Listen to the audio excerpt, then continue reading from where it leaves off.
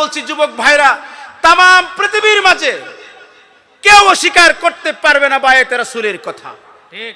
যে অস্বীকার করবে সে আল্লাহর কোরআনকে অস্বীকার করবে। কারণ আল্লাহর কোরআনের মাঝে আল্লাহ পাক বলে দিয়েছেন যে লাকাদ রাদিয়াল্লাহু আনিল মুমিনিন। আগে যে আমি বললাম মুমিনের উপরে আল্লাহ রাজি খুশি হয়েছে। আগে বললাম আলিফ লাম ইস্তেকরাকি, মানে আলিফ লাম ইস্তেকরাকি দিয়ে আল্লাহ বুঝাইলো, ইয়া এবং নুন বর্ধিত করে আমার আল্লাহ এটাকে অর্থ বুঝিয়েছেন। সারা পৃথিবীর শুরু থেকে শেষ পর্যন্ত যারা আসবে সবাই বায়াতে রাসূল গ্রহণ করা ফরজ, আর গ্রহণ করার সঙ্গে সঙ্গে আমি আল্লাহ রাসূল তাকে রহমত দিয়ে দেব। এখন আপনারা বলবেন যে আপনি বলছেন কিয়ামত পর্যন্ত আগে। হ্যাঁ, সমস্ত নবী রাসূলগণ আমার প্রিয় নবীর ছাত্র ছিলেন, প্রিয় নবীর বায়াত ছিলেন। সুবহানাল্লাহ বলবেন না? তো মিনুনা বিহি ওয়া তানসুরুন্না বিহি, তো মিনুন্না বিহি ওয়ালা তানসুরুন্না বিহি, যে প্রিয় নবীর উপরে ঈমান আনবে, প্রিয় নবীকে সাহায্য করবে। সুবহানাল্লাহ।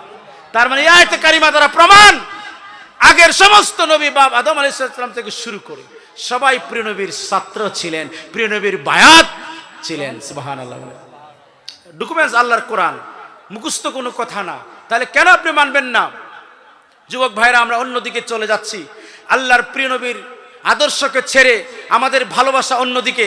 যুবক ভাইরা, আপনাদেরকে অনুরোধ করছি, আসুন প্রিয় নবীর পক্ষে চলে আসুন, রাহমাতুল আলামিনের প্রতিনিধির পক্ষে চলে আসুন।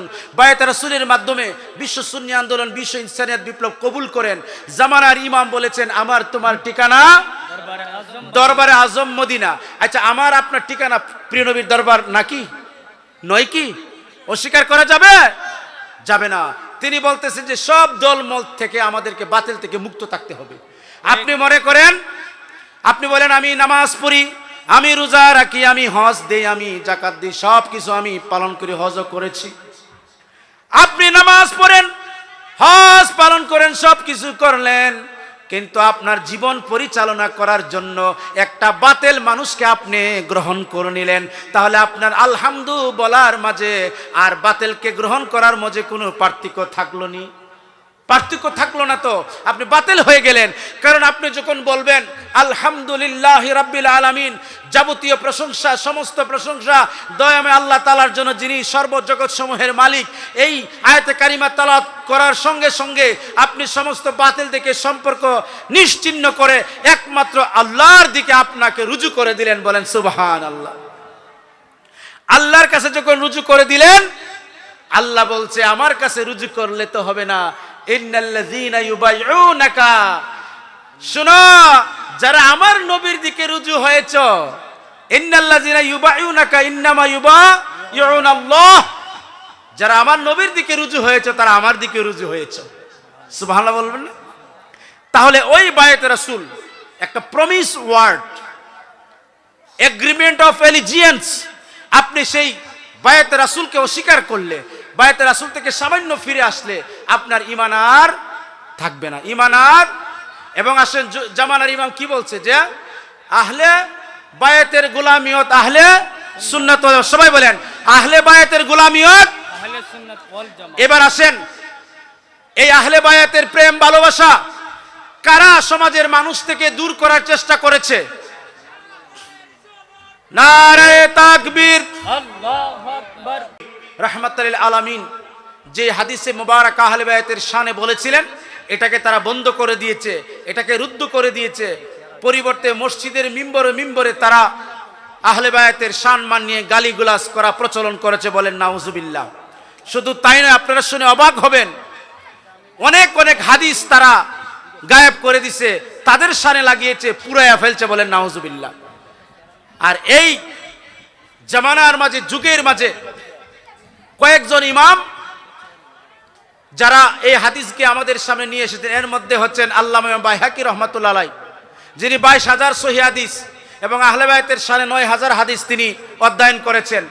এদের মাধ্যমে এসেছে, এটাও কিন্তু লুকায়িত করার চেষ্টা ছিল আল্লাহর ওলিদের মাধ্যমে, এই সমস্ত রাহবাদের মাধ্যমে ফিরে আসছে যুগের ইমামের মাধ্যমে। তাহলে আমরা আসুন যুগের ইমামের মাধ্যমে আমরা বায়াতে রাসূল গ্রহণ করে আমরা এক হই, আমরা ওয়াদাবদ্ধ হই যে আমরা দ্বীন মিল্লাতের কাজ করব জামানার ইমামের দামানের মাঝে ধরে।